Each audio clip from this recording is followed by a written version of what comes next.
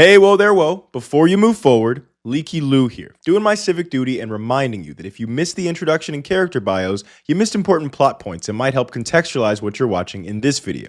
You just might find that you care more about the tournament if you know who you're rooting for. If you're interested, hit pause, go watch those videos, and then come back. Don't worry, I'll be waiting for you. So Ribbon starts with Ancient Elf, and 2 face downs. Otogi has a Crimson Ninja or an Arm Ninja. Fate of Stillness is a little bit... you can't use traps next turn, but who cares, right? Yeah, I think Sage of Silence is a lot better. Is this Stillness? This is Stillness, right? Yeah, it's Stillness, okay. Yeah, Silence is definitely a lot better. Okay, Fiend's Sword is... interesting. I guess that... no, that makes sense. You gotta stop her from getting too much advantage. And if you don't do that, you can just kill your monster anyway, so I think worth. But Ribbon is off to a very early lead here. Otogi's gotta get something here. Needle Wall's pretty good. With 2 monsters on the field, this is a decent chance. 2 and 5. Okay, that's its turn Mystic. Huge. And block attack. Let's go. Let's go. Shadow Slayer attacking the Ancient Elf. Oh, Wabaku. Shadow Slayer could have attacked directly there, obviously, but you don't want to do that. You absolutely need to destroy that Ancient Elf. That's the whole reason you use block attack. And another turn Mystic. Okay, Needle Wall. You got come on, Needle Wall. Come on. 2 and 5 chance. Here we go. 3 or 4. And dice reroll. Okay, cool. Rolls a 3. No, you keep that. Yeah, dice reroll is pointless here, but okay, that's a Mystic Tomato face down, which is pretty good. Another Ancient Elf coming down. She's just getting all of her, like, decent attackers, and Twin-Headed Wolf, though, that does hold the field. Good, good, good. Okay, you want a 4 here. Ideally, you want a 4 here. Oh my god, he's getting so lucky with Needle Wall. He's gotten it 3 times in a row now. And maximum 6 is huge. Book of Moon. Okay, if she has a Pickaroo or a Karan plus a Trial of the Princesses, then... oh, yeah, no, that's all you need. Yeah, I wasn't even thinking. It has only 1600 defense. Yeah, that's yeah. I think I was... yeah, I don't know what I was thinking. Yeah, that's enough. Oh my god, that's 4 in a row. 4 in a row. That's going to keep him in the game. Maybe. That's going to keep him in the game. Wow. Wow, wow, wow, wow, wow. Maximum 6 again? Actually, probably not, because Twin-Headed Wolf coming down. Okay, finally he doesn't hit that Needle Wall. And another Book of Moon. That's going to take it. If he doesn't have anything else, that's going to... okay, no, he's got more. He's got more. He's got a face down. He's got what looks like an Arm Ninja or a Crimson Ninja face down. But you do definitely want to attack that wolf so that you make sure it doesn't kill you next turn. Come on, maximum 6. Oh my god, he hit it again. That's... okay, no, this is the game. This is the game. You... oh, no, his face downs, though. Dice Jar? No, you lose. Doesn't matter. Dice Jar's not doing it. Oh my god, 6,000 damage. Okay, well, luckily I don't think that ended up... yeah, that didn't matter. No, did not matter. Okay, alright. Game 2 going to Ribbon. Was that? So yeah, that was game 1. So now we're in game 2 here. Alright, Mystic Tomato. And 3 sets. Good start for Otogi. It's a really great start. Stern Mystic coming in on the Mystic Tomato. He's going to let that die. And Twin-Headed Wolf. Okay. And she sets 4. Wow. Okay. Maximum 6. There's got to be a bunch of Book of Moons down there. Oh, maybe not. Wait, what are those 4 cards that she set? Holy shit, that maximum 6 is going to do big damage. Okay, now Book of Moon? Maybe she didn't have the Book of Secret Arts before and she wanted to wait. Yeah, she wanted to save it to make sure she can actually... Graceful Dice is huge here. Oh my god. This is a great game. This is already a great game. This is already a great game. Maximum 6 and no longer has... okay, no, never mind. New maximum 6, new boost. And he gets a 6, the highest whole... okay, another Book of Moon. Oh my god. What a game. This is already such a game. Okay. Sage gets in. No trap cards next turn. Probably doesn't matter that much. Wow. Another Twin-Headed Wolf. Sword of Dark Destruction. The equipped spells are tearing up this mystical space typhoon. No way. And now he can't use traps during her next turn. I wonder if that matters. I gotta know. Dice reroll and Roulette Spider. Okay, Roulette Spider is still interesting. Alright, this is still anybody's game. This has been a really back and forth game so far. I mean, just such good strategic plays here. Fiend's Sword is... okay, yeah, you just have to destroy the face down. And it's another Book of Moon. Oh my god, that's so punishing. That's so punishing. White Magician Pickaroo and Child of the Princesses. Okay, this is... she's getting in big here. She's getting in big here. No traps next turn, doesn't matter. Roulette Spider and dice reroll. Okay. A 1, you reroll. A 5. Okay, that's not horrible. I think that you prefer to be the one where it destroys the monster or attacks the other monster so that you lose... oh no, 1,000 attack points takes it. Basically any monster takes it. No? Okay, he's got another turn. Oh no, 2,000 needed. You needed 2,000, not 1,000. Sorry. Math is hard. Okay. Another face down. Oh, this is not looking good for Otogi. A 6? Oh my god, he got Ansatsu. It doesn't even matter. Yeah, that's the game. I don't even know what that face down is, but I'm highly doubting it's going to change this. And she does more healing. Karan. And that's the game. All right, that is the end of Ribbon versus Otogi. Ribbon does take it with a 2-0. And Ribbon is moving forward in loser's bracket. She's still in this. She's still in this. Otogi is now out of the tournament and very salty about it, I'm sure. Next up, we have Rinko Aomi versus Shogu Aoyama. Rinko dropping the DD capsule and grabbing the Dark Hole, Dimensional Fissure, and Future Samurai. Dimensional Fissure is very risky in the first turn. Very risky because again, if you need the if you need the Shining Angels, okay, MST is amazing here. That's so good. That's so good. If you end up needing the Shining Angels later on in the duel, you don't have them anymore. So very risky. Okay, she doesn't have anything normal summons. She just normal summons Future Samurai because why not? And sets the face down. Okay, but you're never also even with Future Samurai, you kind of often want to wait to at least get 1 or 2 things in the graveyard before you play D Fissure, because Future Samurai is an interesting kind of duality of needs cards in the graveyard. So you kind of, it's another one of those cards like Shining Angel that you want to wait to play D Fissure for. But again, just played it right away, and it wouldn't have made a difference here at all. So okay, I see this. Yeah, just get rid of that Winged Dragon. Oh, can King of the Swamps effect not? Does it say discard or send to the graveyard? Discard. Okay. Oh, it says to the graveyard actually. No. So you have to discard it to the graveyard. So King of the Swamp is worthless. Not worthless, but can't be used to search Poly. Okay, she's out of cards. She's oh, okay, yeah. I'm with you. Troop Dragon attack mode. Go all in here. Go all in. You have enough life points. You can spare them. All right, Rinko, you're on the ropes. What do you have? I mean, not really. Oh god, Dark Holing these 2 crappy cards.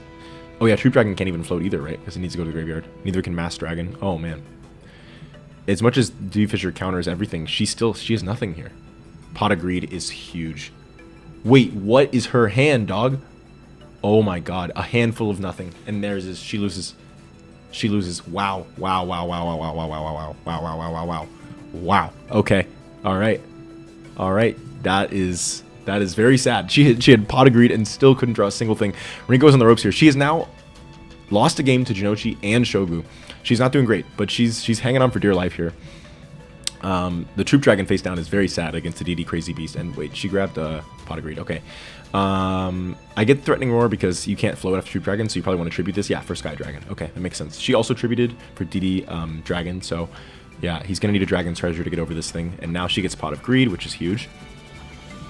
DD Warrior. Okay, good play. Good play. Good play. Vanishing. And getting in direction of a different dimension. Dragon. Okay. What do you got? And that looks like a Dragon Dwelling in the Cave is 1 2k Defender, which is very good, of course. DD Crazy Beast, not going to do it. All right.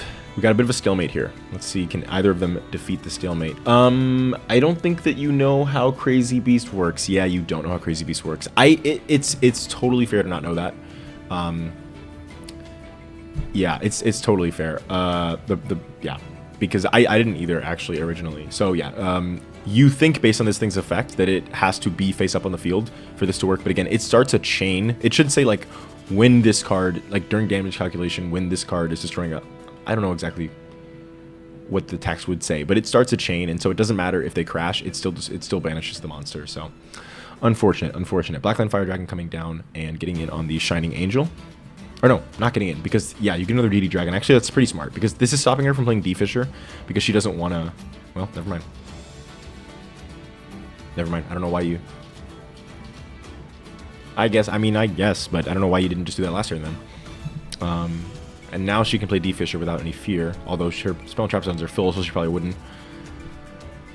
Okay, Sky Dragon, Dragon Treasure. Okay, huge. Maybe that's why he went for Element Dragon, because he knew that the next turn, oh my god, Karma Cut is so sad, and no Dragon's Bead, is that what it's called? Dragon's Bead to prevent it. The card is pretty bad, but here, where there's so many traps to target, because we don't have stuff like Mirror Force, it's actually quite good. And Miniaturize stops the Future Samurai, that's big. Okay, that looks like a Troop Dragon, and still no D Fissure, so that could be good. Okay, yep, the dragons both move to attack mode. You can take 200 damage just to prevent any floaters. That's pretty good. Pretty smart. Wait, I think you forgot to attack there. I mean, it's only 100 damage, doesn't matter, but you should have attacked there for sure. And, oh my god, the DD Crazy Beast stops the Mass Dragon again. Again. That's so sad. Kamori Dragon. Yeah, you got to move those to defense mode, buddy. You're taking an extra 100 damage, although you're not because they're forgetting to attack. I mean, now they're not, but yeah, before. Okay. Alright, now, okay, and then D Fissure comes down. I'm guessing she has something there that she can use whenever she wants, so that she's not clogging up her zones, but I'm unsure. We'll see. Okay. Got a face-on monster. We're at a bit of a stalemate here. Poly, there it is. That's what he's been waiting for. It's been, man, against Anzu, he got those out like immediately, and now it's been taking forever. Okay, yeah, I think that's better. Then you don't want to attack with Dragon Dwelling there. You just want to move it to defense mode. DD Destroyer and DD Warrior Lady. Okay, this is what makes her. She has one copy DD Warrior Lady, and that also is something that she can use with Shining Angel, which is why she's very strong. Shining Angel can go into a DD Warrior Lady or a Different Dimension Dragon. It only has 3 targets, 2 dragons and 1 Warrior Lady. But if you have them in the deck, then Shining Angel can do so much. And back into DD Warrior Lady is huge. Now you can clear his field and then get in with both dragons. This is tough. The thing about Rinko's deck is that she can stall with DD Dragon, and then, you know, once she gets, oh, that's game. That's game. Her best card, Return from the Different Dimension. Her 1-turn kill card. I did give her this. Yeah, even though it's early, I did give her this. The thing is that she can stall with those dragons, and then once she likes the stall game because she's a control deck, and so once she gets enough pieces of all of her combos, she can eventually just take the game, either with a 1-turn kill like Return from a Different Dimension, or just by having so many DD Warriors, DD Warrior Ladies, all that stuff. The best way to beat her is to overpower her. This is crazy. You don't need the D Fisher here because DD Crazy Beast does what you need anyway. And again, you wanna not play that because if Shining Angel comes down, you have nothing to do here. But either way,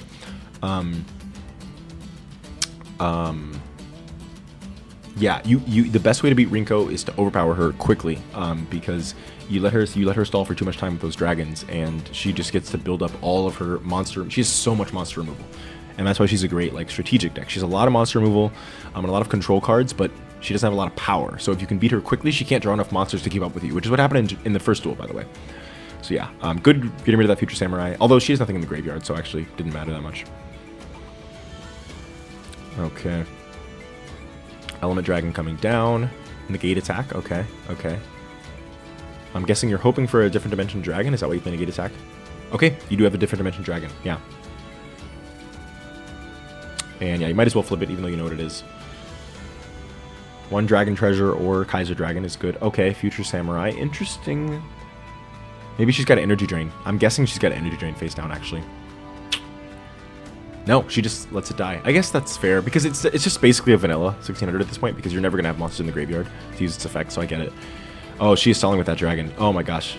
Shogu, you're supposed to be the king of dragons, man. Come on, do something. You can't let her beat you with her dragon. You gotta beat her with, okay, a second dragon treasure. That's what you're waiting for, but again, she probably has traps. No, she doesn't. Wow, and Smashing Ground, but Spell Shield type 8 stops it. Okay. Okay, alright. Oh man. Oh, that was a great play though. Getting rid of that and then Smashing Ground. Energy Drain to keep DD Warrior Lady alive. That is huge. That is huge because now you can use it on whatever comes next.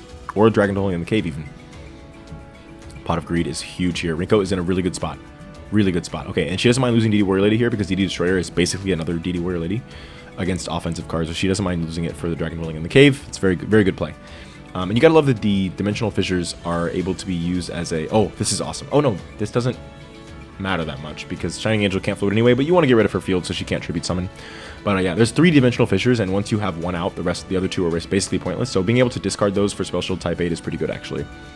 DD Warrior hitting directly. Troop Dragon is... Oh, no, this is good. This is very smart. Yeah. Get rid of the Troop Dragon. I mean, get rid of the DD Warrior with just a simple Troop Dragon, and you can save the stronger monsters that might be in your hand for later. Okay. This is anybody's game. This is a close one. Stamping Destruction on the Dimensional Fissure. I guess I support that. If you have floaters, I don't know. Interesting play. I could see that. Yeah, it's not a bad play. Oh, man. That's tough. Future Samurai. Does he have anything? Burst Breath. Okay. Oh, is that game? That's game. That's game again. Return from a Different Dimension takes the game. Holy crap. That's huge. Wow. And... Oh, and she just had DD Dynamite anyway. Oh, wow. And he had 3 polys in hand. Oh, my God. All right. Rinko Aomi is moving forward. After losing game 1 again, Rinko Aomi has lost game 1 twice, but then taken the next 2 games. This has happened 2 times now against Shinochi and now against Shogu. Okay, next up we have Callie Sinclair versus Koji Nagumo. Beautiful Headhuntress. Attacks Violent Rain. And we have a face down card. Okay. Oh man, Koji is not doing well. That's a Tripwire Beast. You don't love to see that. And a face down monster from Callie. That might be a... No, it's not a Warrior Lady. I bet it's a Tsurugi. I bet that's what it is. Prince of Tsurugi. Or Invader of the Throne, maybe. Second Beautiful Headhuntress. Okay, Kallie's doing quite good here, actually. Kallie's doing quite good. If Callie knocks out Koji, I think that would go a long way. Oh no. Oh no. Is this Twin-Headed Thunder Dragon? It's gotta be. That's why MST, to prevent any shenanigans. Oh, wait, no. Yeah, no. Oh, okay. Wait, no, but don't. Yeah, okay. I was going to say, yes, that is a very good play. I was going to say, don't attack the beautiful headhunters this turn, the other one, because if she had a second reinforcement, you're in trouble. Oh. Oh, this is. That block attack is doing so much work. That block attack is quite good in these early games. Dude, if Callie knocks out Koji, that might be big for her self-esteem. All right, Violent Rain and Sonic Maid attacking directly. What do you got, Koji? Not much. You're looking pretty weak here. Take out the Shining Angel. That's, I mean, the Sonic Maid. That's good. You must have another one, because I would normally think that the players would save that for the poly, but maybe they just want to keep pressure up. I'm not sure. Next Shining Angel, and then after that, she can go into Rai Rider, or he can go into Rai Rider, which is good. And he does have a Raigeki Break still. Ooh, Thunder Seahorse is good. The problem with Raigeki Break against the beautiful headhunters is that just the next turn you can just get the Divine Sword back. I think he's probably saving that for the fusion monster that could come down. This is okay. You still have one in the hand. Oh, and okay, I guess I get that. Yeah, I'd rather keep the card advantage. You can't really summon, you can't set Immortal Thunder, right? Because you would have to have its horrible effect used against you where you lose 2,000 life points, basically. You could summon in defense mode, but I guess that opens you up to getting destroyed by Kanama Sword Bitches or something. Okay, Polly coming down, Empress Judge. Now you use Raigeki Break, right, against the Empress Judge. Rai Rider's coming in. Wait, no Raigeki Break? What are we doing here? Huh. Okay. I'm not sure why you don't use Raigeki Break there. I'm so confused. If you're gonna... Why not make the beautiful headhunters not be able to attack and then Raigeki Break... Wait. Does he have Poly? Oh my god, he has Poly. Wait. But why do that? I'm so confused. Oh, is this double Rhoda? Oh my god. Koji loses game 1 to Callie. Wow. One face down. But I highly doubt that's doing anything. There's no way. Yeah, you're out. Not out, but you're game 1. Wow, wow, wow, wow, wow. I'm confused about that play. There must have been a reason why he preferred to lock down the Empress Judge instead of... Maybe because you can bring Empress Judge back from the graveyard with, like, backs to the front or something. But I don't know. That was a weird play. That was a weird play. All right. Game 2. Let's see. Shining Angel and a face down. All right. Face down monster and a face down card. Let me guess. Rai Rider. Oh, no. That's Koji using Rai Rider. It's Kanan. Oh, cool. Okay. Polly. Okay. Empress Judge coming down already. And you have Kanan to be able to destroy the Rai Rider, which is very good. So Empress Judge can still attack. Dude, Callie's doing quite well here. Alright, Magical Thunder is quite good. Shining Angel. Oh, that's so tough. And then crashes with Kanan. And then gets in directly. Alright, Koji definitely has advantage here. But Callie is not out yet. You know, she's got some good stuff left. All she needs is a beautiful headhunters to get her back in the game. Rai Rider is scary here. Oh, man. Oh, she's not looking good. I don't think so, Callie. I think you're done for. I think you're done for, Callie. I think you're done for. Draining Shield. Okay, you got to do that just to stay in the game at this point, it looks like. Okay. Yeah. I see this. I see this. Invader of the Throne can also hold the field. All you need is beautiful headhunters, though. Sonic Maid, Crash on the Rai Rider. Yeah, that's good. That's good. I support that play. I support that play for sure. All right. Polly for Kaminari attack. I think he probably was saving that for quite a while, but ended up being like, you know what? We got to try to go for game here. So I think I support that. I don't know. I think I would have still waited one more turn because you can just destroy the Invader of the Throne anyway with Violent Rain. Ooh, is this game? This is game. All right, Koji takes game 2. Okay, moving on to game 3. You love a game 3. You love a game 3. It's close. It's close. It's anybody's game here. We'll swap these. Anybody's game here. Anybody's match. Beautiful Headhunter's coming down. Turn 1. I'm guessing she has another one or some other way to get out of fusion if she needs to. Does he have it? He has it. He has it. Twin-Headed Thunder Dragon coming down first turn and Rai Rider. Okay. Oof. Double 1,200 to the face at 2,400 and a set card. Okay. Kanan is fine. Yeah, you got to get rid of the Rai Rider somehow. But man, she is in trouble. She's in trouble. This is not good for her. She's got to get a fusion plus like double reinforcements or something like that. Block attack could do it with a fusion as well. No, block attack, fusion, and an equip spell. Like, she needs a lot, and she's not getting it yet. She needs a lot here. This might be the end. This might be a very quick game. Broda. Oof, oof, oof, oof, oof. I think you attack with the little one here, right? You gotta attack with the little one because you expect this to be Warrior Lady, and you can win. Yes, he did. He did. Okay, he did this right. This is, well, not win, but very, very close to winning. You do a lot of damage here. It's risky because you do let her get something that she could fuse with, which could maybe turn the game around. It could maybe turn the game around here. Poly, okay. Empress Judge. Divine Sword 1. Divine Sword 2. No way. No way. No way. No way. Okay. Raigeki Break is so bad. Did she have reinforcements face down, I'm guessing? Huh. I don't think this... That's not enough for reinforcements. Maybe a draining shield or something, but this is looking like it's game. She's doing her best, but... Yeah, oh, she had the reinforcements face down, but it wasn't enough. Yeah. Oh, Callie Sinclair loses to Koji Nagumo in Game 3, and just like that, Koji is moving forward and Callie is knocked out of the tournament. All right, next up we have Chemo versus Wisteria, and yes, ignore the fact that I'm recording this part on a different day. Let's see, we got... Swap the sides here. Okay, so Wistaria's gonna start with Allure of Darkness and setting a monster. She banished Blackland Fire Dragon. Destroying Witch to the Black Forest, she can search her Mystic Tomato. That's a great search here because you can crash into the Ancient Lizard Warrior and go back into Mystic Tomato, attack directly. Jar of Greed's going to get him an extra draw at the end phase, and he's going to set what looks like a Serpentine Princess. All right, Wistaria's going to have trouble getting over that, and then comes into Bitelon. Okay, all right. Oh, and Lightbringer Lucifer, but he does have Rust Recklessly. Okay, so he is able to beat her boss monster. Her boss monster is obviously the most powerful, level 6 in the tournament, but oh my god, and she has Dark Hole. Amazing, amazing. Okay, the Snake Hair gets in directly. Wait a minute, I just realized this is going so fast. That's because we have quick animations on. Let's just fix that. Okay, that's a little bit better. I'm like scrambling to give commentary. Okay, Witch's Apprentice and Snake Hair together. Doing a bit of damage here to Chemo. What's he going to do? He's got Shallow Grave. That, I'm guessing Bitelon's coming in. Or maybe not, he just has nothing. Yep, he has another Bitelon, and then he can attack Lightbringer Lucifer to make sure that she doesn't get, oh, by Road Sacrifice, another Lightbringer Lucifer, boosted by the Witch's Apprentice. He is going to Fissure to try to save himself from just losing here. I don't think it's going to make a difference. Oh, no, it is. He does not, she does not have another monster. So he does get another chance to potentially stay in the duel, sets a monster, okay. He only has a, it looks like maybe a Cobra Jar face down. That's going to be the end of the, oh, and she's got Ultimate Magician. Yeah, that's going to be the end of the duel right there. Wisteria taking game 1 against Chemo. All right, next up, game 2. All right, they're on the right sides here. Okay, what do you got, Chemo? What do you got? Coming in with a Cobra Jar and 2 face downs.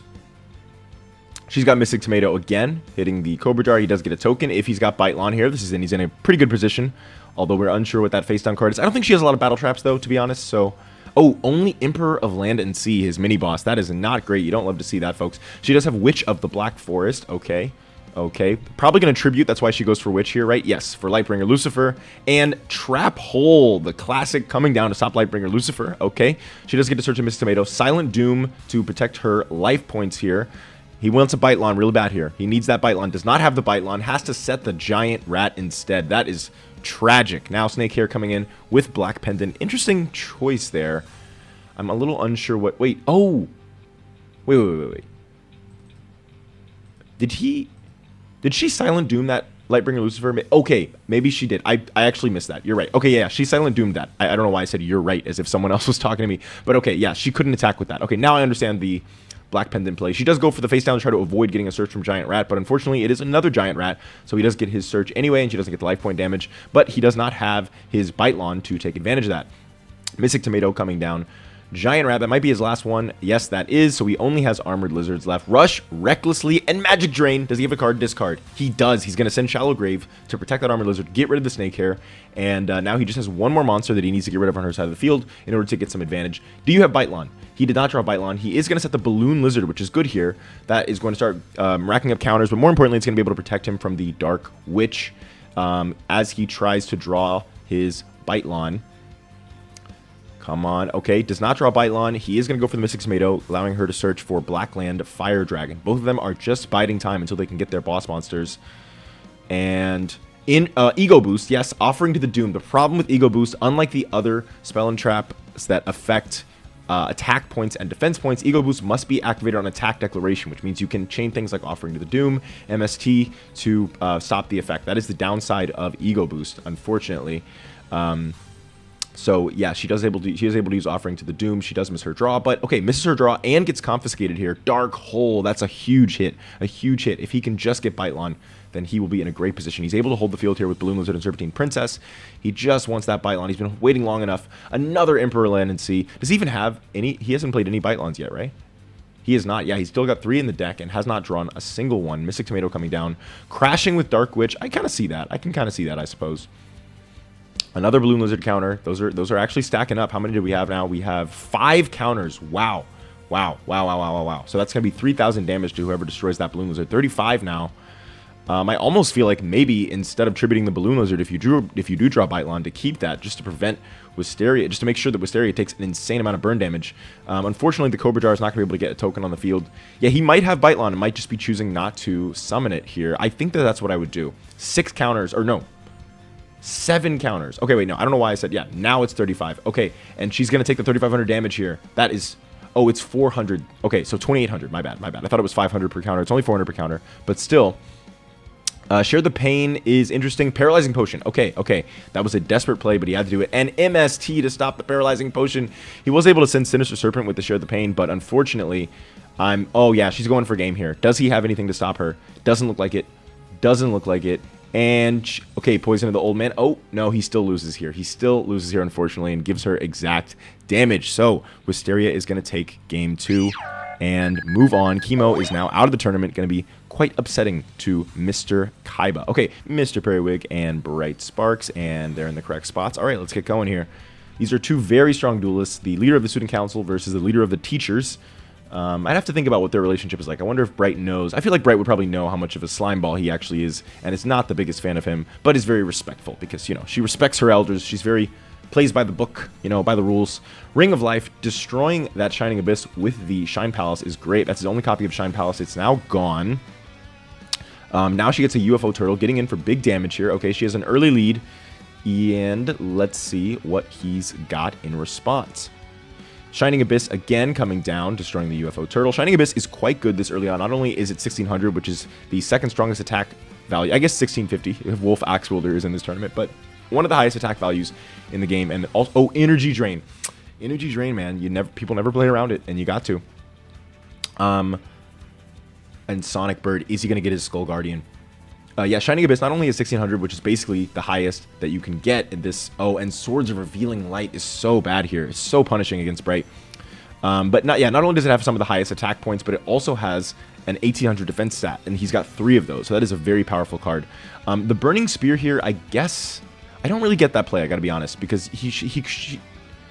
yeah, that was a bad play, because the thing is that he couldn't get around Fencing Fire Ferret anyways there, so it's not like you needed to hold the field with high attack points in order to prevent direct attack, so you did not need to do that at all. I just don't understand what that was for. Maybe he forgot that Swords was up. I'm not exactly sure what happened there, but that was a major misplay, I would think, by Bright. Being able to keep that Burning Spear is quite good. Anyways, Swords of Revealing Light is gone, but she has lost her field advantage completely, and Confiscation coming down to take out her another Burning Spear. That's going to really be punishing. That's really bad. She needs a Fire Recovery or a Majesty of Fire to get that Fire Wing Pegasus onto the field. Fire Kraken is going to be just get in to try to destroy a Shining Angel, but unfortunately, it's not looking good. He's able to obviously just replace that Shining Angel, and I gotta be honest, it's not looking good, Bright. It's not looking good, Bright. The thing that I like about Mr. Periwig's deck, he's got the Luminous Soldier and the Skull Guardian as his 2 boss monsters, and both of them are light monsters, but they have like a evil-ish, like, you know, skull. They both kind of look like almost like skeletons, you could say. And so I do. Oh, Rope of Life is huge here. She's discarding Flame Champion and Firewing Pegasus in order to get big enough. I guess you destroyed the Skull Guardian there because it can move into defense mode, so that does make sense. Elf's Light is so punishing, and it's okay that you destroyed Skull Guardian because Skull Guardian also would have been able to get over Fire Kraken there, so not punished. And yeah, that was probably the better play there. I think she's basically out of this. After that was her last hurrah, that Rope of Life, and now he's got Hoshinigan. Yeah, I like that he's got these light monsters that have like kind of an evil-ish feel to them. They're kind of skeleton-y, so it kind of fits his, you know, facade with the undercurrent of evil. All right, moving into game 2 with Bright and Mr. Periwig here. Come on, Bright. I really like Bright. I really like Bright Sparks. One of my favorite characters. And I'm interested to see where she will go. So I really want her to win this duel. Come on, Bright. You can do this. Confiscation coming down, hitting a Burning Spear. That's pretty bad, although with Confiscation and Graceful Charity, Blast Magician's getting a bunch of counters here. Sinju, do you have the Skull Guardian? No, you have Swords of Revealing Light. He will be able to destroy that Sinju. Well, the question is, do you want to here? Yeah, I think you do. Because of Swords of Revealing Light, you just kind of have to get rid of his field advantage as much as possible. And you know that at any point, Skull Guardian could come down and just destroy Blast Magician anyway, so you might as well just do it. Yeah, Sonic Bird, there it is. And here comes the Skull Guardian. That Blast Magician is racking up a lot of counters, but unfortunately, it's not going to be able to use them. Yeah, so destroying the Senju was definitely the play there. Another Blast Magician and a face down card. Interesting. I wonder what she's planning. She could have played that in defense mode, but chose not to. So I'm interested to see why she did not. Widespread Dud. Okay, that's amazing. That's amazing. Amazing. Widespread Dud is a really, really powerful card in low power formats. It is slept on. Basically, when there's two attack position monsters, you kind of link them to each other. When one is destroyed, the other is destroyed. So using that on Sonic Bird as it's crashing, in order to destroy both of his monsters was just an amazing play there. Firing Pegasus with Burning Spear is going to ensure that if... I don't know, actually. That's an interesting... I guess just ensuring that if there is a boss monster plus Elf's Light, that she can live. I think that's probably a good play, although he does have a lot of destruction like Soul Taker. There it is. Oh, and he had the Shine Palace anyway. She played around Luminous Soldier having an equip spell, but could not play around Shine Palace, unfortunately. It's not looking good for Bright. That looks like Raging Flames Bright face down, which is not great. Not great, Bright. Not great. Okay, Made in the Moonlight getting in directly. This is horrible. Right, come on, I need you to come back here. Crimson Sentry to crash here. That's just the best you can do, unfortunately. You're in a horrible position here. I think you still have Ring of Life. That could be a way to come back, get rid of that Luminous Soldier. Widespread Dud is gone. There's some destruction left in her deck, but it's not looking good. Her last turn, potentially, Inari Fire to crash, and that's going to be the game, folks. That's it, unless those face downs do something, but they didn't do anything before, so I doubt they do now, and there it is. That's the game, unfortunately. Mr. Periwig, 2 O's, Bright Sparks. Bright Sparks is not out of the tournament, though. I was thinking about we were in the losers bracket. We're not. Bright Sparks still has a chance to redeem herself. Next up, we have Miss Chono versus Diva. Diva's going to start us off here. Has looks like an Apprentice Magician and probably a Wabaku because we did accidentally see that in his hand. Polymerization coming down turn 1 for Crimson Sunbird, her boss, and Blue Wing Crown. This is pretty bad for him, but he does have Apprentice Magician, so he can do whatever he wants here. And she is going to attack into both of them, allowing... Oh, he doesn't get Old Vindictive. Interesting. What spells does he have in his hand? Maybe he has Old Vindictive in his hand. That might be what it is. Soul Exchange coming down to tribute off for Chaos Command Magician and keeping Magician of Faith face down so that he can get back Soul Exchange whenever he needs it again. So that's a pretty good play there. Pretty good play. Yeah, he must have Old Vindictive in hand, because I have to think that just using Old Vindictive there was better. You just keep the Soul Exchange.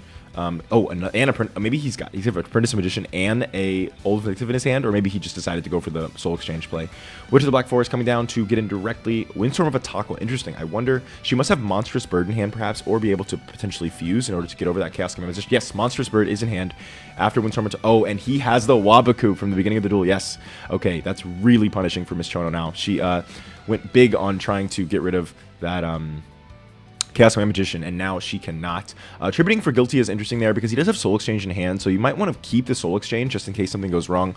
You have something to tribute off with Soul Exchange, but he might have another tribute monster in hand, or might have Share the Pain or some other way to get value out of Soul Exchange, or he might have maybe just decided to try to get in for as much as possible here. Mass Sorcerer is so good here. Getting in with the Chaos Command Magician and then getting an extra draw off Mass Sorcerer. He has so much advantage. He has 1 card versus his 9. There's just no way in hell she's coming back from this. No way. This game is over.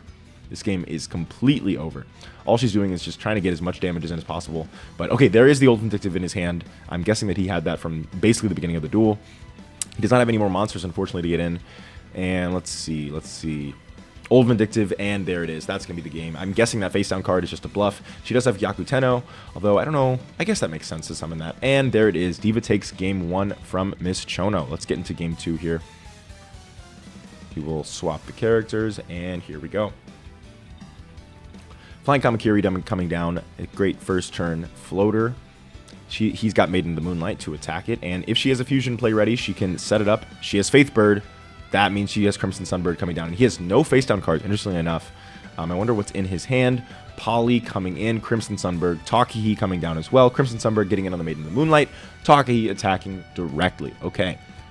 Diva's in a difficult position here, but he's got... Okay, Soul Exchange. Again, Soul Exchange coming down. He is able to set his Gyaku Tenno Megami face down. Flying Kamakiri comes down. I think that you, as Miss Chono here, you know that you can't destroy that face down, but you do want to reveal it either way. So I do understand attacking with Takahi here. I do respect that play. And then attacking the Takahi with Gyaku Tenno.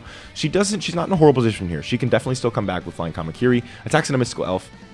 Can't destroy it, but again, important to reveal the face down just to know what it is. And okay, does she have a fusion play? She's setting up a fusion play. That looks like a Crimson Sunbird is about to come down because I think she still had one more Flying Kamakiri. Gust Fan. Okay, no, she wanted to... This was her play instead. That actually makes sense. Okay, she's able to get over Gyaku Tenno. She still cannot get over the Mystical Elf yet. Last Will. Interesting. Is she going to... Oh, Share the Pain plus Last Will. A really cool combo there. Mass Sorcerer getting in. And Monster Born to steal the Crimson Sunbird. He's going to get a draw from Mass Sorcerer and attack directly from Crimson Sunbird. This game is over. This game is so over. So over. And 2 face downs. Interesting. That was a great play. Great use of Last Will. Share the Pain and Last Will is a fun combo that I put in that deck. Okay, and if there's no face downs, she can take control of the field again. Skull, Dice. And he rolls a 2. Not enough. Not enough. He needed a 3 or higher. Wow. Okay. Okay. Miss Chono might be back in this duel. Change of Heart. That's going to take the game. That is going to take the game. There it is. Diva 2-0ing Miss Chono, shooting her down into the loser's bracket and moving forward himself to take on Mr. Periwig in the next round. Next up, we have Tetsu Ushio versus the White Tiger. All right, just setting 2 and passing from Ushio here. It's a decent first turn, potentially, depending on what that is. Confiscation coming down. I like to give Confiscation to... Ooh, hitting Dark Effigy there is interesting. He's not really afraid of that Ryukishin powered. I guess because there's 2, there's no point in hitting it because he's just going to have another one. Whereas Dark Effigy could be a little bit scary. I'm not sure. I guess I get that play. But yeah, Confiscation, I have that like on like professors or I guess teachers, you know, police officers, stuff like that. Like, you know, Professor Kronos in the first episode of Yu-Gi-Oh! GX does use confiscation, and so I do kind of like to keep that theme of using it on people who would do confiscating, like, again, teachers and officers, things like that. So, yeah.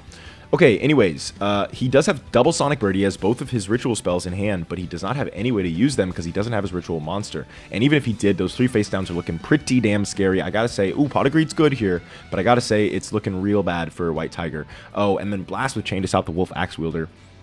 Okay, Smashing Ground is going to get rid of that Blast with Chain boosted Ryukishin power, but I have to imagine those last 2 set cards are bluffs. And you're not afraid of Torrential Tribute here because no one has that, so you just summon the Ryukishin powered in case he can stop those with 2 attacks and finish the duel. Game 1 goes to Ushio. All right. Starting off here, we have Sonic Bird searching the War Lion ritual for the White Tiger and setting 2 face down cards. One of them probably Chivalry because, again, we did see that while trying to make sure that we were on the right sides here. Dark Effigy getting in on Sonic Bird. I wonder if he has that Mikazuki no Yaiba. We still have not seen that yet in the tournament today. The card that he stole from Shogu Aoyama. Dark Effigy getting in on the Assault Dog. He is going to keep 1 tribute. He could have Garvos in his hand, his mini-boss, in order to take advantage of that Assault Dog. He doesn't look like he has Mikazuki no Yaiba. He might have summoned it. Yeah, he does have Garvos, and Invigoration is going to make sure it's big to be able to crash the Beast of Talwar or defeat Mikazuki no Yaiba. I support that play. Beast of Talwar. And he has the Stim Pack. Okay, Dark Bribe.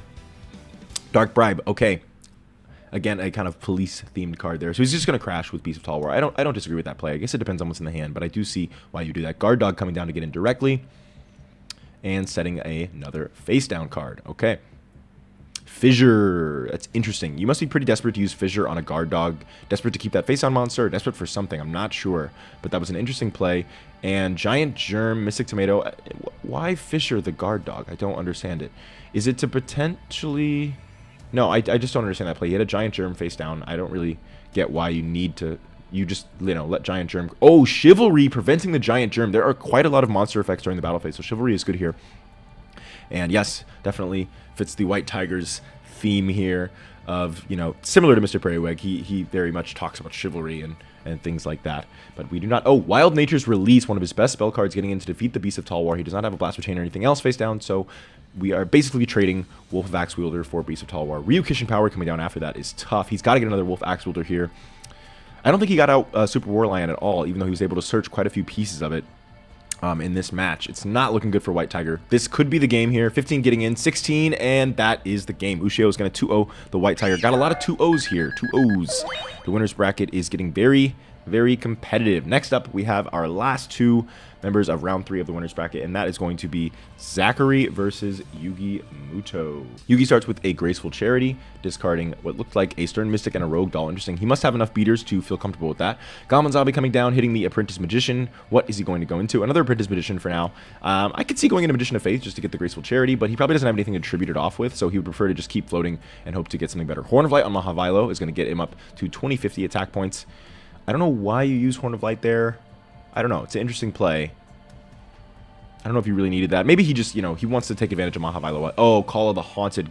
Tributing Goblin Zombie for the Lich Lord that he just searched and getting another search of another Lich Lord. That is a great play from Zachary. Hitting the Mahavilo. Sword of Dark Destruction to prevent Dark Red Enchanter or any other big boys from defeating. That's quite a good play. And then he has Magician. Okay, so he did have Magician of Faith in hand probably. Hitting the Apprentice Magician. Interesting play, hitting the Apprentice Magician instead of the other face-down monster, because you know that he could go into Old Vindictive. Either you're not afraid of Old Vindictive, or you forgot that was the face-down, or I'm not sure. But, okay, he is going to destroy, as we expected. If he has a Tribute monster, he's in a good place here. Yes, Dark Red Enchanter. You come down with that first, then you use Graceful Charity to power it up. And Yugi's in a pretty good place here. Then Swords of Light to power it up again, getting in on the Soul Absorbing Bone Tower. He has nothing. And Dust Tornado hitting the swords. I would have actually done Dark Red Enchanter there just because you have Swords of Revealing Light. Although, maybe not, because Lich Lord can then defeat it. Card Destruction is interesting here. I was going to say, oh, this is not looking good. This is not looking good for you at all. He's going to try to go for game here, maybe. MST, he can only... Oh, man, that is a tough Skull Lair. Okay, is this game? What does he have? Horn of the Unicorn. That's powering up both of his monsters. And that is going to be the game right there, folks. Yugi Muto taking it from Zachary in game 1. All right.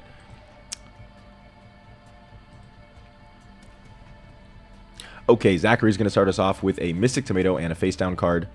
Let's see what Yugi can do in response. Destroyer Golem coming in, hitting the Mystic Tomato. Let's see what he searches into. A Skull Servant. Okay, so he's trying to get those into the graveyard, setting 2 face down. Mystic Tomato into Skull Servant is one way to get them into the graveyard, but because you have other... Oh, because you're going to tribute it off. That makes sense. That's a great play, actually. It's a great play. You know you're going to tribute it. You might as well just get a Skull Servant into the graveyard while you can. Magic Cylinder stopping the Lich Lord play is quite good there, but does he have... Okay, Swords of Revealing Light. Okay, it looks like that is a... Oh, Mysterious Guard. That's a Mysterious Guard face down, so that's going to be pretty good. Soul Absorbing Bone Tower coming in defense mode there to just, be a general nuisance. Putting Lich Lord on top of the deck is only good here if... Yes, okay, only good if you make sure you get rid of that Bone Tower, because he could just tribute summon it again. So now Zachary has lost his draw and is behind in the field advantage. He has Swords of Revealing Light. He has a strong monster on the field.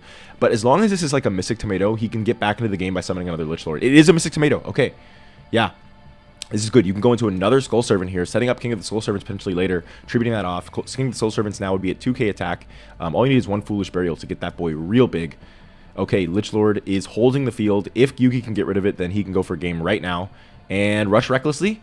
Okay, he knows that Rush Recklessly is coming in. Oh my god, in the MST, that's so bad. Oh my gosh, and there's the Rush Recklessly. He goes for the Skull Lair, knowing that he just basically can lose the duel and has to banish all those Skull Servants that he spent all that time getting into the graveyard. Now, turning King of the Skull Servants offline, although Pot of Greed could get you back in the game. Ever-living Underworld Cannon is pretty worthless, to be honest. Penguin Soldier, that's going to do it, unless that face down's doing anything, and I don't know. I doubt that it is. Ushioni getting in, and there it is. Yugi 2-0ing Zachary. Zachary, you were pretty strong, but you did not come to play. Yugi Muto is looking real good here. Okay, moving into the next game, it should be Bright Sparks versus Koji Nagumo. And Thunder Seahorse is great from Koji, getting 2 1600 attack point beaters and coming in with 1, trying to get on that Crimson Sentry. She's going to Soul Transition. I kind of support this play. You take a little bit extra life point damage, but you get an extra draw 2, and that's definitely worth it, in my opinion. Firecracken coming in, Burning Spear. Does he have an MST or some other way to stop that? Or he has Raigeki Break. Okay, getting rid of Violent Rain, and she's going to tribute it off. Okay, this is a good play. This is a good play. You might as well do that to get 1600 burn in. They're now tied, but Koji has control of the field, and Bright has nothing. Is Koji going to take this game? Oh, man. If Bright loses to Koji, that is going to be real bad for her. That is going to be real bad. She's going to take that personally. Okay, Burning Spear coming in. I like Burning Spear with Crimson Sentry. It definitely fits. Feels like it fits. Although she uses a bow, but it's kind of got the like Ranger, D&D idea. Okay, Magical Thunder destroying that. Oh no, she's only left with 400 life points here.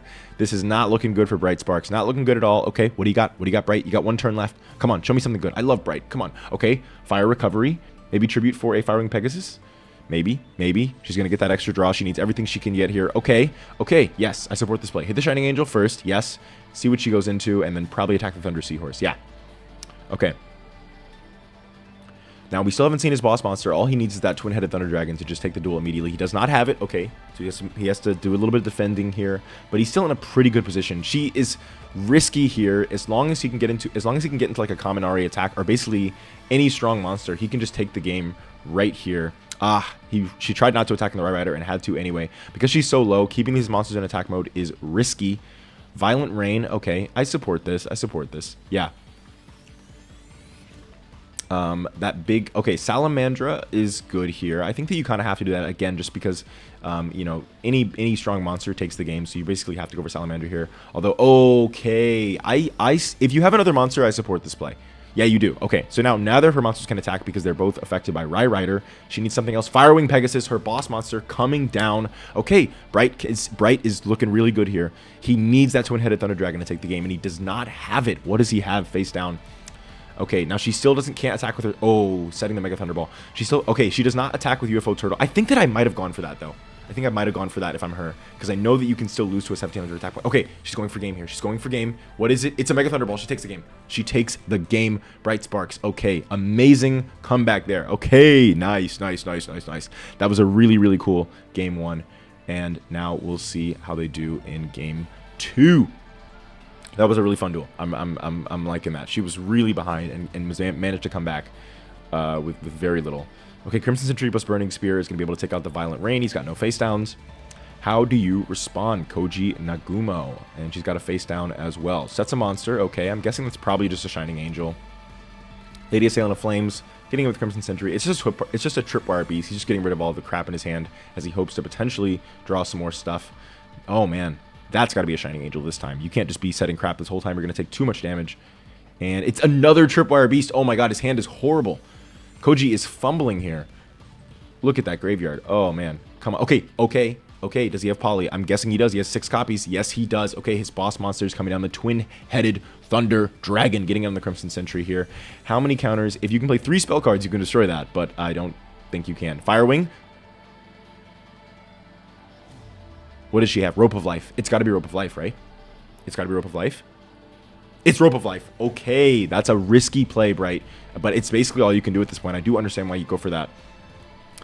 Firecracken. Okay, so she can clear his field. But again, if he is able to clear her field back in return, she will have no resources left at all. So this is still anybody's game here. Special Hurricane to destroy the Firewing Pegasus is great there. And then you just normal summon the Shining Angel. Okay, nice. This is not great for Koji here. I think that, well, no, she hasn't played UFO Turtles yet. Yeah, so she's in a position because she's ahead to just basically do the chess move of trading pieces for pieces here with the floater crashes. The floater crashes are a very strategic, you know, decision when to do it and when not to do it.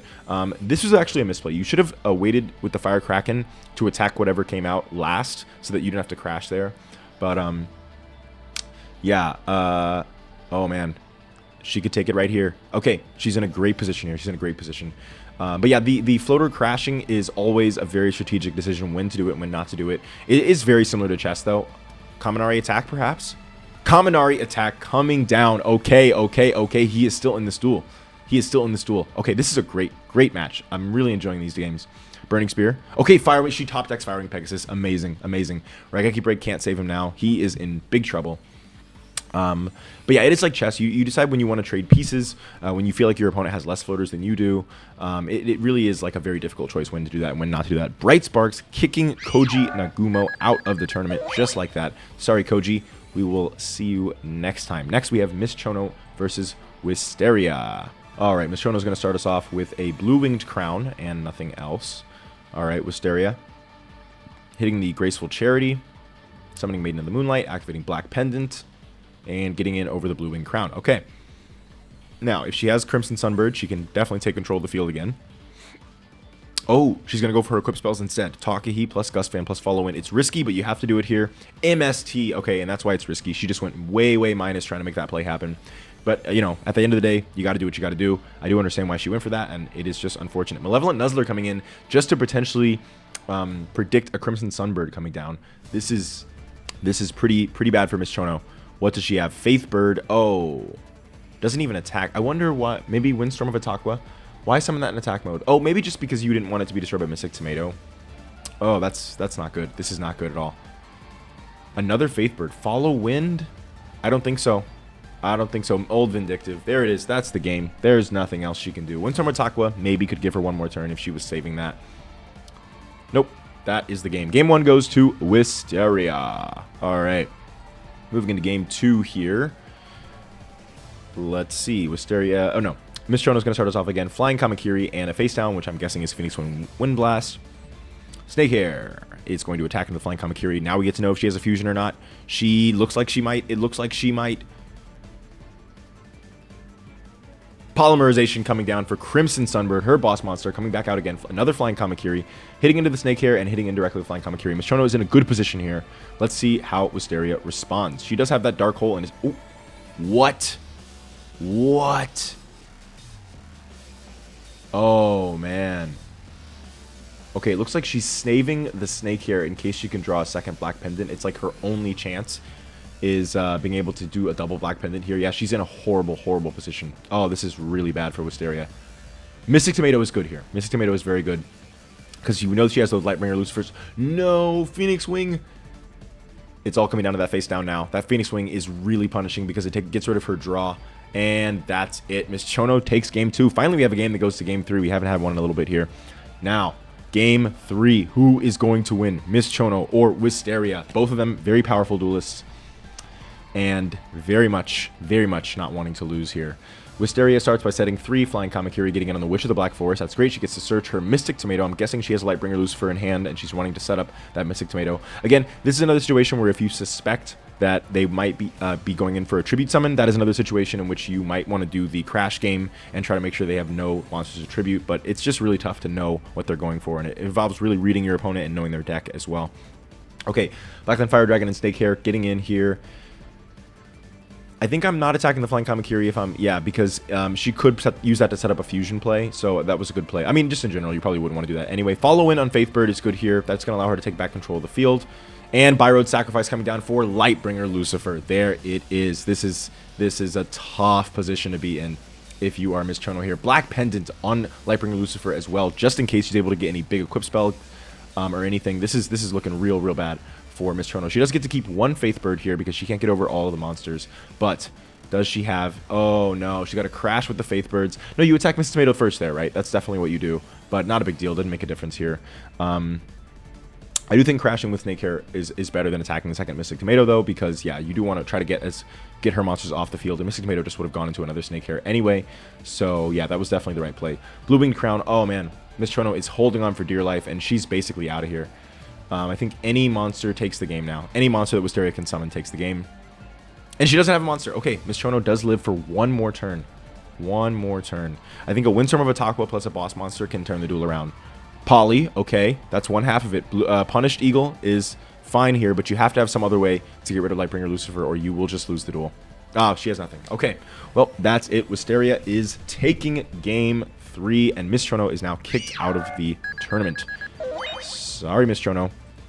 You hopefully now Mr. Periwig is still in the tournament. Maybe your faction can still do something here. Next up, we have the White Tiger versus Ribbon. Assault Dog coming down plus 2 face downs. Guessing one of those is an ego boost because unfortunately, you know, we have to preview the decks when we start. Okay, Sage of Stillness getting in. That's going to prevent traps next turn, which probably won't matter, but could. 2 Assault Dogs coming in. Now, how do you respond, White Tiger? Do you have a boss? Do you have something? You have not gotten out that War Lion at all. Forceful Sentry is huge here. Getting rid of... What did he choose? Let's see. I wanted to just... Chose White Magician Pikaru. I guess that's an interesting play. Not choosing Book of Secret Arts means that he's not afraid of equipping one of these. And I guess he just wants to make sure that she has as little chance as possible to get those Trial of the Princess plays out. It's an interesting choice. It's a very interesting choice. I don't know. It seems like Book of Secret Arts is the better choice. But he must have stuff in his hand that makes him unafraid of that. And we know he has Ego Boost face down for 1. I guess that's true. Oh, he's got Rush Recklessly and Ego Boost. So that's why he wasn't afraid of Book of Secret Arts. He was just going to let her go in and waste all of her resources trying to attack and then not be able to do anything. This might be the game here. White Tiger taking it from Ribbon. There it is. That is game, folks. GG, game 1. An easy game 1 for White Tiger. Ribbon is feeling pretty silly now. Let's see if she can come back. We'll just swap the faces here. And all right. Setting a card and passing. Interesting hand, Ribbon. I'm guessing that she probably has some Picaroos and Karans with Trial of the Princess that she doesn't want to potentially waste. Hopefully. Or maybe she's just totally bricked.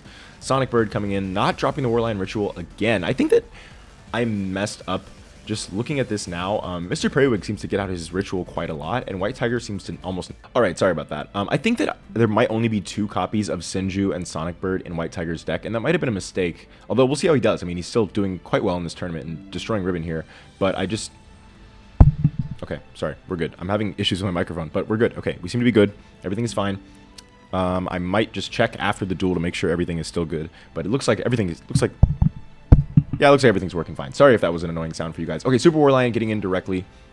Not looking good at all for Ribbon here. She has 1 face down monster. And is she going to get 2 Forceful Sentries? So bad here. Book of Secret Arts because she has 2 bricks in her hand. Those cards are pretty bad. You often don't even want to summon them, even if you can. But even just getting them out is so hard. I don't think you can come back from this. I don't think there's really any way. 1 Charles the Princess isn't enough. Yeah, this is looking like it's over. If that's an Apprentice Magician, she might have a chance. But I doubt it.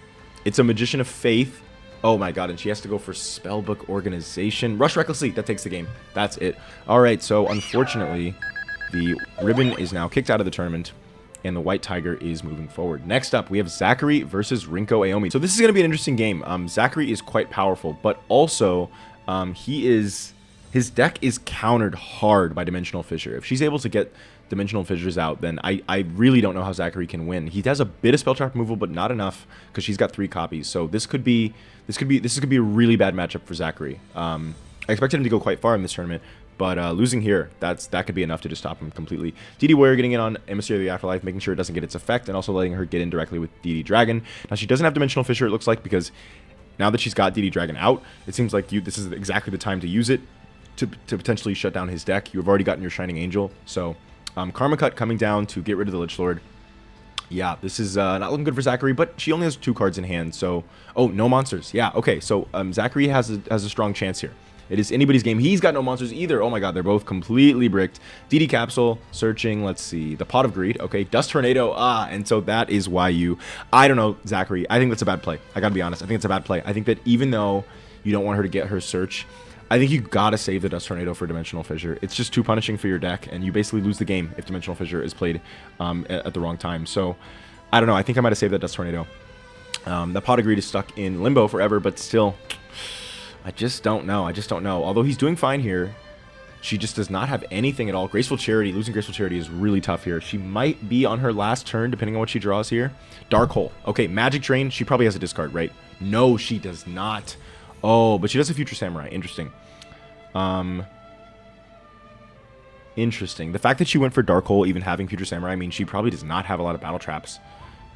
Foolish Burial, get those Soul Servants into the grave as quickly as you can. I Mystery of the Afterlife, searching another Skull Servant, but she gets to DD Trainer as well, so that's not bad.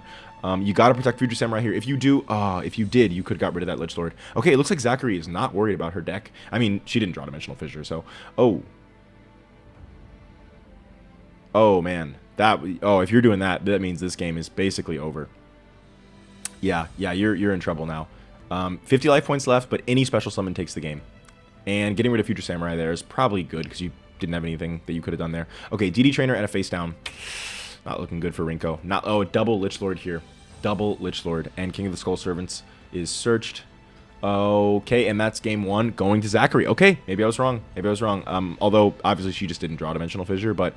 You know, I'm interested to see how this goes. Okay, DD Crazy Beast coming down and 2 face downs. All Zachary needs is 1 more game without Dimensional Fissure. If she can't draw it, then he is able to take... Okay, Karma Cut here is really interesting. Getting rid of DD Destroyer. That's a desperate play. Maybe she wants to Tribute Summon? No? Okay. I don't know why... Maybe she just drew the Shining Angel. That was her only monster at the time, so she really just needed to make sure she stays in the game. Didn't know she was going to draw Shining Angel. Crashing here is interesting. I wonder what you're doing. And I don't know why why you go Shining Angel there instead of just going for... that was weird. Why crash there, and then why not just go for different Dimension Dragon as well? For both of them, I don't know. That was a weird play. But she's getting a lot of damage in quickly here. It's looking pretty bad for Zachary. She doesn't even have Dimensional Fissure, and he still can't do anything. Another Future Samurai. This could be the game. Nope, not yet. Although, no, that was his last Mystic Tomato. So, still not quite the game, though. He does have 1 more turn. But if she has DD Dynamite... Okay, does not have DD Dynamite. Okay, so he's good. I do know that because of the defense mode custom script that we use that banishes itself, DD Dynamite is going to have an extra 300 damage. And, you know, we talked about it for a bit and just decided, you know what, that's just... There are certain cards that are going to be slightly stronger because there's an extra card in the banish zone, like DD Dynamite. It's going to do an extra 300 damage, and we decided early on to never, like, try to change the outcome of it. Like, oh, that 300 damage from DD Dynamite ended up mattering, so we're going to change the outcome of the duel or redo it or whatever. We're going to just completely treat it as if that is just how the game works, and there's an extra card in the banish zone. And if that decides the fate of a duel at some point, then that's fine. We just have to have a systemic, standard way of doing things. So, you know, oh well. Oh, well. Okay, going into Game 3 here. She did not draw Dimensional Fissure yet. She has not played it once, but being able to take Game 2 without it is really bad for Zachary. Okay, DD Capsule, getting a face-down card. I think you got to go for... If you don't have it already, I think you go for Dimensional Fissure here because of how punishing it is for his deck. I think usually you don't go for it. Soul Taker on DD Warrior Lady is really good here. Although I do understand that you have 3 of those, so you could just draw one while you're waiting, and Pot of Greed also just lets you get through more of your deck. I can see going for Pot of Greed, but I would consider going for Dimensional Fissure, at least. I would at least consider it. Foolish Burial, again, getting another Skull Servant into the graveyard. He's got 2 there, but again, if any Dimensional Fissure comes down, then that will severely neuter that Skull Servant strategy of his. She does have a different Dimension Dragon. Now's the time to play Dimensional Fissure if you have it. Now's the time. Does not have it again. Wow, how unlucky for Rinko. How unlucky. She has one way to... Oh, is that 3? That's 3 Skull Servants in grave. Okay, Graceful Survival to tribute for Lich Lord. I see what's happening here. And destroying the different Dimension Dragon. How unlucky is it that she has basically a card that counters his entire deck and she has not drawn it once? DD Warrior crashing into the Lich Lord to banish both monsters. That's probably the best she can do at this point. Okay, it's still anybody's game. She has a lot more card advantage here, but it doesn't look like she has much to do. Mystic Tomato getting in. I mean, who even knows, does she even have any monsters here? She does have Future Samurai. Okay, okay. And again, she can't counter the Mystic Tomato without Dimensional Fissure. Goblin Zombie. The fact she went for Goblin Zombie means I'm guessing there's another Lich Lord in hand right now. No. Is he out of Mystic Tomatoes? Maybe he's out of Mystic Tomatoes. No, he's not. I don't know why you go for Goblin Zombie there. Oh, Cursed Ring is interesting. Cursed Ring on DD Crazy Beast to prevent him from banishing your monster. And then not attacking the Future Samurai there. Okay, he really... Oh! Because of King of the Skull Servants, and both players were playing around that, and I totally missed that. I totally missed that. The reason that he went for Goblin Zombie there was to search King of the Skull Servants, and the reason that she tried to get rid of it with Crazy Beast was to stop that search, and didn't even attack the Future Samurai specifically to stop that search. And yeah, Different Dimension Gate is really great there. Spell Shield type 8, stopping Premature Burial. Oh man, she is really countering him hard right now. If he can get rid of that Different Dimension Gate, he can get King of the Skull Servants back, but he's got 1 turn left to do it. This might be it. Is Zachary about to get kicked out of our tournament right now? Rinko Aomi, and there it is. He has nothing in the hand. Oh my god, a bricked hand. He's got that Dokuro Rider. He's got 1 copy of that, 1 copy of the spell. No Sonic Birds and no Senjus because it's just so bad. But I do like it. It's like, you know, it just fits his theme, I guess. So I decided to just throw in 1 kind of really bad ritual just because. But man. So Rinko Aomi takes the game from Zachary with no... Oh, she did draw 1 in the last turn, but no Dimensional Fissures and still beats him. And that is, you know, I mean, he has no excuse. He has no excuse. It wasn't even about the bad matchup. Although she still did some banishing, which definitely contributed, but still. Okay, next up. We have Wisteria versus Bright Sparks.